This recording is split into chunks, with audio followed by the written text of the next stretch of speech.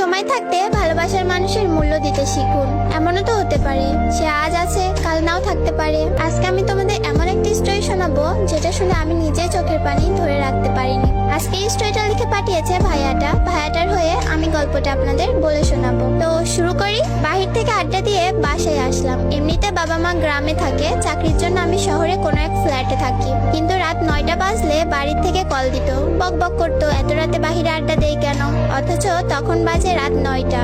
আসলে 9টা তেমন বেশি না, তবে পরিবারের কাছে একটা চিন্তার বিষয়। কি করে সে? যাই হোক, বাসায় ঢুকে ফ্রেশ হলাম, তখনই মোবাইলটা কেঁপে উঠলো। যে দেখি প্রিয় মানুষটার কলটা রিসিভ করলাম ভয়ে ভয়ে, কেননা একটু আগে তাকে রিক্সাতে উঠিয়ে দিয়েছি বাসার দিকে। আর এত জলদি কল রিসিভ করার পর সোজা বলে উঠলো, নিচে আয়, তাও তুই করে। আমি বলছি কেন?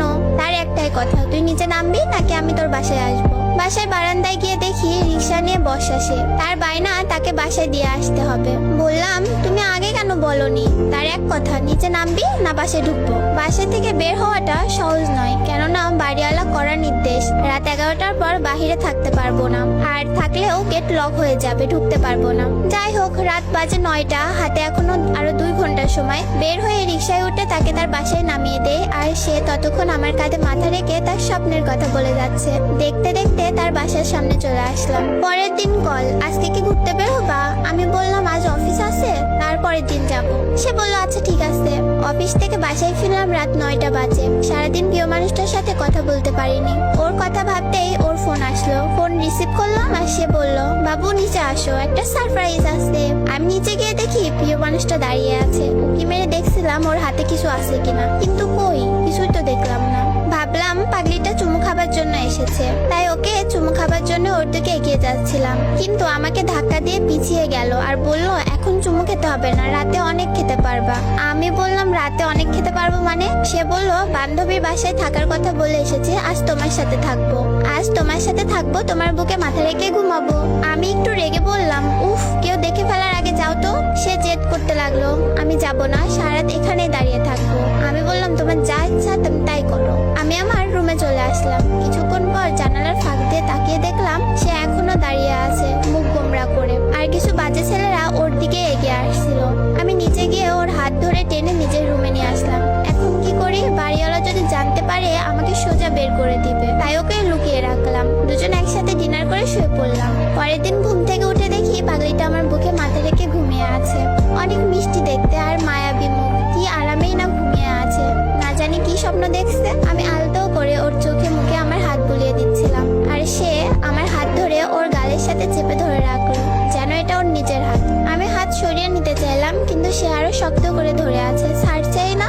এবার জোর করে হাতটা সরিয়ে নিলাম। তার ঘুম ভেঙে গেল। তাকে বললাম, জলদি বাসা থেকে যেতে হবে, তোমাকে কেউ দেখে ফেলতে পারে। সে বলল, আজ তো তোমার অফিস বন্ধ, তাই আজ সারাদিন তোমার সাথে কাটাবো, সারাদিন ঘুরবো, সন্ধ্যায় তুমি আমাকে বাসায় দিয়ে আসবা। আমি বললাম, আচ্ছা তুমি এখন বাসায় যাও, আমি একটু পরে গিয়ে তোমাকে নিয়ে আসবো। সে বাসায় চলে গেল। আমার কাছে কোনো টাকা নেই, এখন কি করি? তাকে নিয়ে সারাদিন ঘুরবো, যদি কিছু আবদার করে না দিয়ে তো পারবো না। আমি আমার বন্ধুর কাছ থেকে 1000 টাকা ধার করলাম। ওর বাসার সামনে গিয়ে ওকে ফোন করলাম। আজ একটু অন্যরকম করে সেজেছে সে, এর আগে কখনো এভাবে সাজেনি, তাই কিছুক্ষণ হা করে তাকিয়েছিলাম ওর দিকে। সে বলল, কি দেখছো অমন করে? আমি বললাম, আজ তোমাকে অনেক সুন্দর লাগছে, চোখ সরাতে পারছি না। সে মিষ্টি একটা হাসি দিয়েই বলল, দেখতে হবে না, বউটা কার?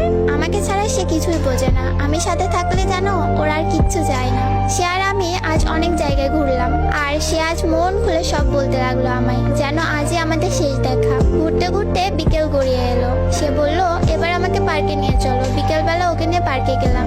পার্কে সবাই জিএফকে দামি গিফট দিচ্ছে, কেউ কেউ দামি গাড়ি নিয়েও ঘুরতে এসেছে।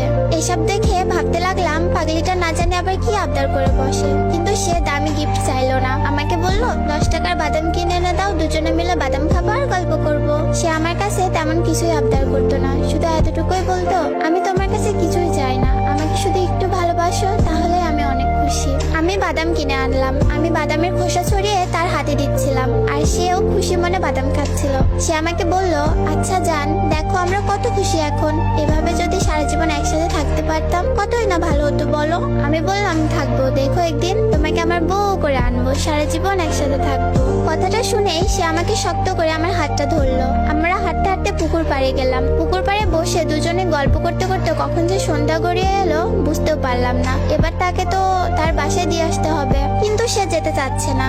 বলছে আরো কিছুক্ষণ একসাথে গল্প করবে, কিন্তু সন্ধ্যা গড়িয়ে এসেছে, তাই ওর বাসার দিকে রওনা হলাম। সারাটা পথ সে আমার হাত শক্ত করে ধরেছিল।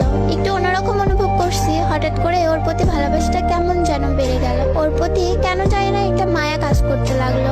হাঁটতে হাঁটতে ওর বাসার সামনে চলে এলাম। এবার সে আমার কপালে একটা চুমু খেলো আর বলল, এবার তুমি দাও। আমিও তার কপালে একটা চুমু দিলাম। আমাকে বিদায় জানিয়ে সে বাসার ভেতরে ঢুকে পড়লো। আমিও আমার বাসার দিকে রওনা হলাম। বাসায় গিয়ে ফ্রেশ হয়ে ডিনার করে ঘুমিয়ে পড়লাম। পরের দিন সকালে তার কথা ভেবে ফোনটা হাতে নিলাম, কিন্তু কোনো মেসেজ নেই। রোজই মেসেজ দিয়ে ঘুম ভাঙাতো, আজ কোনো মেসেজ নেই। মনে মনে ভাবলাম হয়তো ব্যস্ত আছে বা ঘুম ভাঙেনি এখনো। আমি অফিসে চলে গেলাম। বাসায় ফিরে ফোন করলাম, কিন্তু ফোন বন্ধ।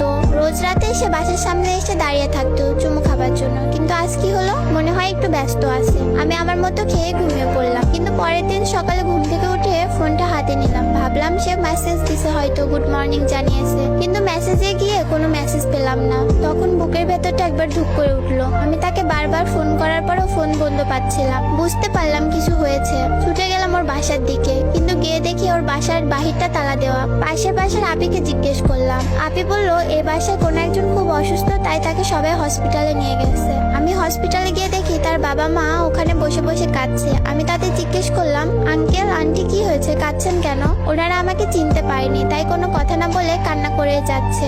ডক্টরকে জিজ্ঞেস করলাম, স্যার ওনাদের কি হয়েছে, কাঁদছে কেন? ডক্টর বলল ওনাদের মেয়ের ক্যান্সার ধরা পড়েছে। এই কথা শোনার পর আমার হাহাকারটা আরো বেড়ে গেল।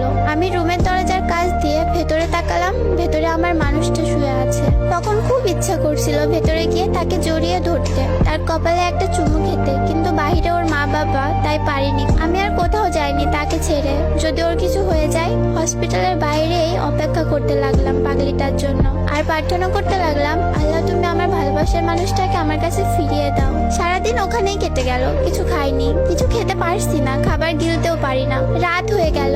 আমি তার রুমের সামনে বসে রইলাম। পরের দিন সকালে কোনো এক কান্নার শব্দে ঘুমটা ভেঙে গেল। চোখ খুলতে দেখি তার বাবা মা অনেক কান্না করছে। ওদের আরো কিছু আত্মীয় স্বজনও ছিল।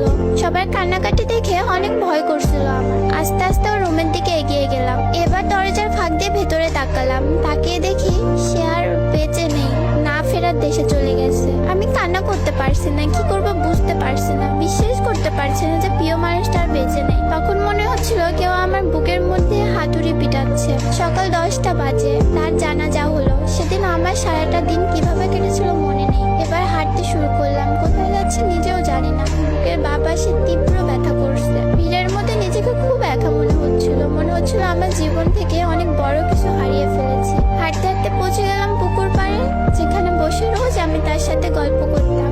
আকাশে তখন মিটি মিটি তারা জ্বলছে। তারার দিকে তাকিয়ে রইলাম। চলে গেলাম কল্পনার রাজ্যে। প্রিয়টার সাথে কাটানোর সময়গুলোর কথা ভাবতে লাগলাম। সেখানে বসে রোজ আমি তার সাথে কত গল্প করতাম। এখন আর কেউ মেসেজ দিয়ে গুড মর্নিং বলে ঘুম ভাঙাবে না। কেউ রোজ রাতে এসে বলবে না জান আমার কপালে একটা চুমু দাও। এখন কেউ আর আমার বুকে মাথা রেখে ঘুমাবে না। এভাবে ভাবতেই চোখের পানি গড়িয়ে পড়তে লাগলো।